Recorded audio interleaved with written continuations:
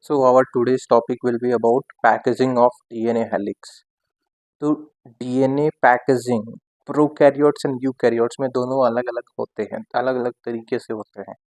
सबसे पहले अपन समझते हैं कि डीएनए किस फॉर्म में पैक्ड होता है, प्रोकैरियोट में और यूकैरियोट में।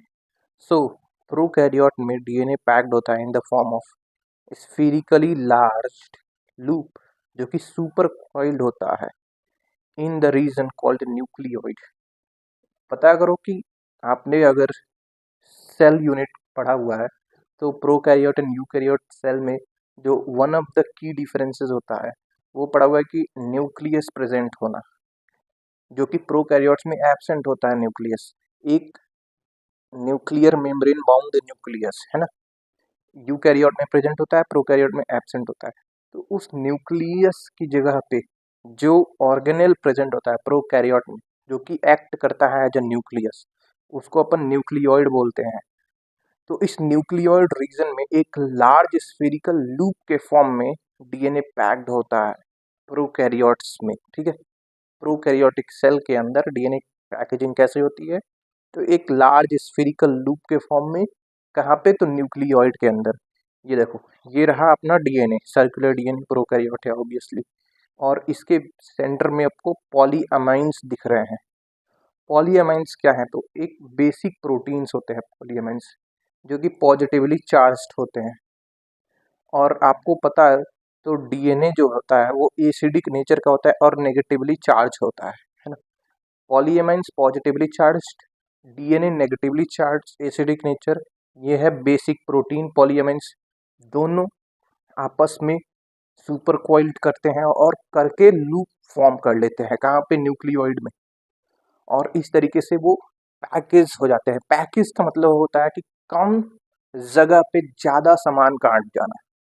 तो जब पैकेजिंग कब होगा? जब अल्टरनेट या फिर अपोजिट चीजें आपस में जुड़ेंगी आकर के, तो वो एक दूसरे को कंप्लीटली बाइंड कर लेंगे। एसिड बेस कंप्लीटली एक दूसरे को कंबाइंड कर लेगा और सॉल्ट बना देगा। यहाँ पे सॉल्ट नहीं बना रहा है, एसिड बेस कंप्लीटली एक दूसरे से अटैच्ड हो जा रहा है। Positive charge negative charge, electrostatic force attached होकर के लूप बना रहा है, क्लोज लूप, सुपर कॉइल्ड हो जा रहा है। तो इस तरीके से प्रोकैरियोट्स में डीएनए की पैकेजिंग होती है। अच्छा, DNA pack with the help of, मैंने बताया पॉलीअमाइंस की मदद से ये प्रोकैरियोट्स में डीएनए की पैकेजिंग होती है। पॉलीअमाइंस बेसिक प्रोटीन होता है, पॉजिटिव चार्ज प्रोटीन होता है और नॉन हिस्टोन प्रोटीन होता है। ठीक है, अब आता है कि DNA packed in the form of, किस फॉर्म में डीएनए पैक हो रहा है? यूकैरियोट्स में। यूकैरियोट्स में डीएनए की पैकेजिंग होती है क्रोमोसोम के फॉर्म में। अच्छा, ये जो डीएनए पैक्ड होता है वो किसकी मदद से पैक्ड होता है? तो यूकैरियोट में इसका मदद करता है हिस्टोन प्रोटीन। हिस्टोन बनता कब है यूकैरियोट में? तो हिस्टोन बनता है during the synthesis, synthesized during S phase of the cell cycle.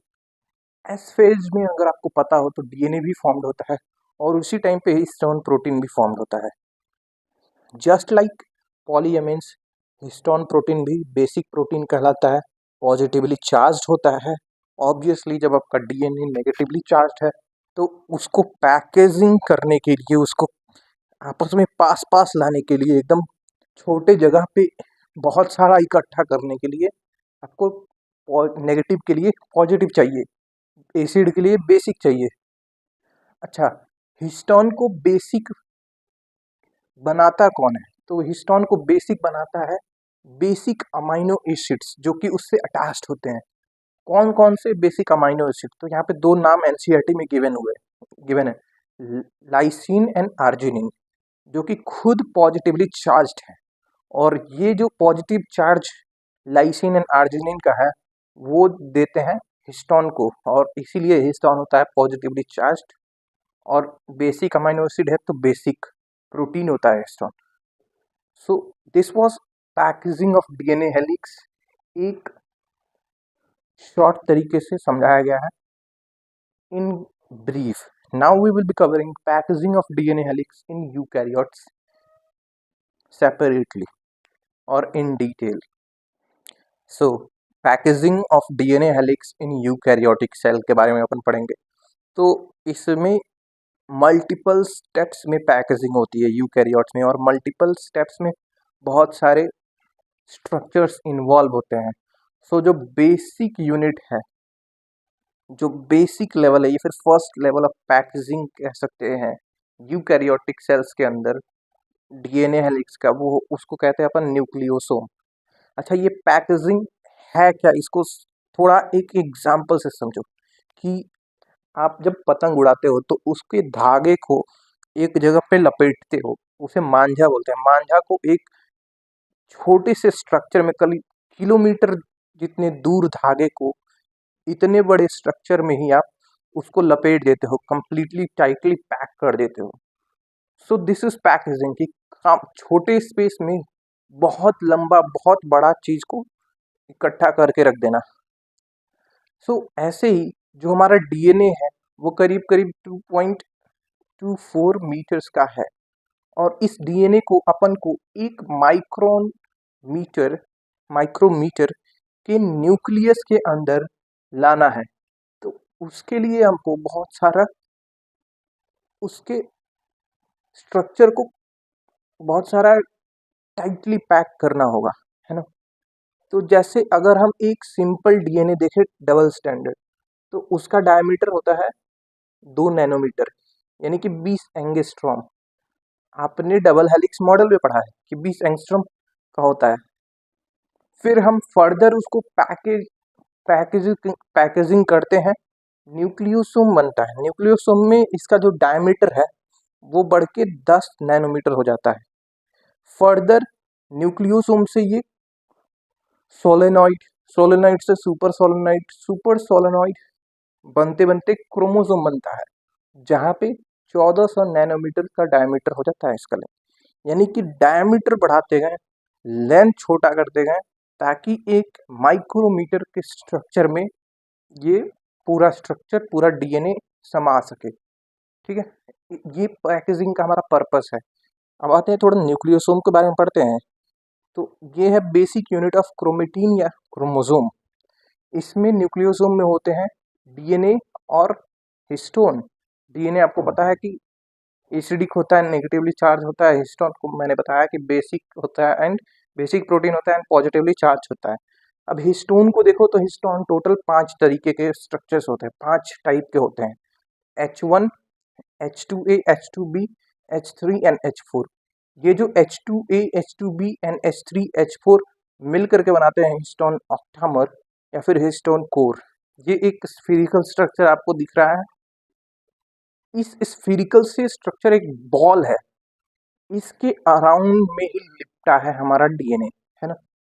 और इस बॉल को अपन न्यूक्लियोसोम बोल रहे हैं। अच्छा, ये जो है बॉल, ये ऑक्टामर है, हिस्टोन ऑक्टामर। इस बॉल के जस्ट साइड में एक सिलिंड्रिकल स्ट्रक्चर है, H1 प्रेजेंट है, जिसको बाइंडिंग या फिर सीलिंग प्रोटीन बोलते हैं। क्यों? क्योंकि ये फिक्स करता है जितना हमने डीएनए बाइंड किया है। अगर मान लो हम ऐसे ही छोड़ दें तो ये फिर से उभर जाएगा, है ना। तो इसको कहीं ना कहीं किसी स्ट्रक्चर से हम एक जगह पे सटिक कर देंगे, एक जगह पे फिक्स कर देंगे, ताकि ये फिर से अनटेंगल ना हो। ऑलराइट, इसी के लिए H1 हिस्टोन का यूज किया जाता है to fix the DNA to octamer when DNA has to undergo further packaging, ताकि ये आगे जाकर के और हम इसको पैकेजिंग कर सके, सेकेंडरी लेवल पे जा सके, टर्शियरी लेवल पे जा सके। क्यों जाना है? क्योंकि जितना हम पैकेज कर सकते हैं उतना ज़्यादा हम उसको छोटा बना देंगे और उतना ही कम स्पेस में वो आ जाएगा पूरा स्ट्रक्चर। देन डीएनए का जो पार्ट हिस्टोन ऑक्टामर के अंदर है उसको अपन बाइंडिंग डीएनए बोल रहे हैं। जो पार्ट हिस्टोन ऑक्टामर के बाहर है, H1 से लिपटा है, उसको लिंकर डीएनए बोलते हैं। ये लिंकर डीएनए जब सबसे सिंपलेस्ट डीएनए वाला है, और इसका जो डायमीटर है वो 2 नैनोमीटर है। बाइंडिंग डीएनए का जो डायमीटर है वो 10 नैनोमीटर है। बहुत बहुत क्लैरिटी है इस बात में, very simple, you have to remember it. Then negatively charged DNA coils 1.75 turn around the octamer.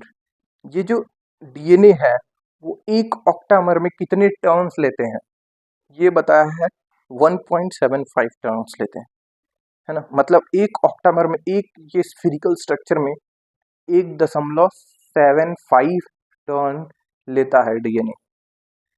Packaging के दौरान न्यूक्लियोसोम फॉर्म करता है। अगर हम इसी स्ट्रक्चर को न्यूक्लियोसोम को इलेबोरेट करके देखें तो कुछ इस तरीके से अपन को दिखेगा। ये अपना बाइंडिंग डीएनए रह गया अंदर की तरफ, है ना, और दिस जो ऑक्टामर से अटैच्ड है, बाइंड है, and then in between linker DNA, फिर ऑक्टामर, ऑक्टामर से बाइंड किया हुआ डीएनए, फिर ऑक्टामर, ऑक्टामर से बाइंड किया हुआ लिंकर डीएनए, ये लिंकर डीएनए, इस तरीके से न्यूक्लियोसोम बनता है। एनसीईआरटी इसको विजुअलाइज करता है कुछ इस तरीके से कि nucleosomes appears as beads on string under electron microscope. ठीक मोतियों की माला की तरह न्यूक्लियोसोम होता है। एनसीईआरटी कहने का मतलब ये है कि ये एक धागा है और ये बीड्स हैं। बीड्स जो है वो क्या रिप्रेजेंट कर रही हैं भैया, तो ये रिप्रेजेंट कर रहा है ऑक्टामर को, एंड दिस इज धागा इज लिंकर डीएनए। ठीक है, ये न्यूक्लियोसोम का एनसीईआरटी पिक्चराइजेशन करता है। सो दिस वाज न्यूक्लियोसोम। अब थोड़ा हम देखते हैं कि ये पैकेजिंग आगे कैसे कैसे बढ़ती है। न्यूक्लियोसोम से आगे हम क्या क्या और पाते हैं। So this is how the packaging of DNA helix happens in eukaryotic cells. Simplest form 2 nanometer का डायमीटर है, इसमें सिंपल है, कोई बहुत इंटेंगलमेंट नहीं आया है। इंटेंगलमेंट मतलब पैकेजिंग, मुड़ाव, जलेबीपन, इंटेंगलमेंट, सिंपल सिंपल लैंग्वेज में बोले तो। देन ये न्यूक्लियोसोम का स्ट्रक्चर रहा आपका। Nucleosome beads on string structure, 10 nanometer diameter होता है इसका। देन इसके फर्दर और ज़्यादा पैकेजिंग होती है। पैकेजिंग होकर के करीब एक सोलेनॉइड में 6 न्यूक्लियोसोम होते हैं और तब ये स्ट्रक्चर बनता है सोलेनॉइड, जिसका डायमीटर होता है 30 नैनोमीटर का। फिर ये फर्दर पैकेजिंग होती है इसकी, और फर्दर पैकेजिंग में एक कॉम्प्लेक्स प्रोटीन इन्वॉल्व होता है जिसको बोलते हैं नॉन हिस्टोन कॉम्प्लेक्स प्रोटीन। ये बेस पे प्रेजेंट होता है और इसकी वजह से सोलेनॉइड होता है वो सुपर सोलेनॉइड में कन्वर्ट होता है, जिसको लूप्ड डोमेन भी बोलते हैं। यानी कि ज़्यादा पैकेज होता है ये, और इसका डायमीटर हो जाता है 300 नैनोमीटर के आसपास। अच्छा, एक चीज़ आपको याद रखना है कि सोलेनॉइड एंड सुपर सोलेनॉइड, इन दोनों को अपन क्रोमेटिन भी बोलते हैं।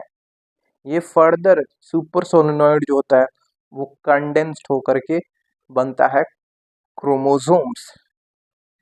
सिंगल क्रोमेटिड क्रोमोसोम जो होता है उसका डायमीटर लगभग 700 नैनोमीटर होते हैं। वहीं पे जो डबल क्रोमेटिड क्रोमोसोम होता है उसका डायमीटर टोटल 1400 नैनोमीटर होता है, जो कि क्लियरली विजिबल होता है किस फेज में, जी हाँ, मेटाफेज में of the cell cycle. So this was all about the packaging of DNA helix in eukaryotes. Thank you for watching this video.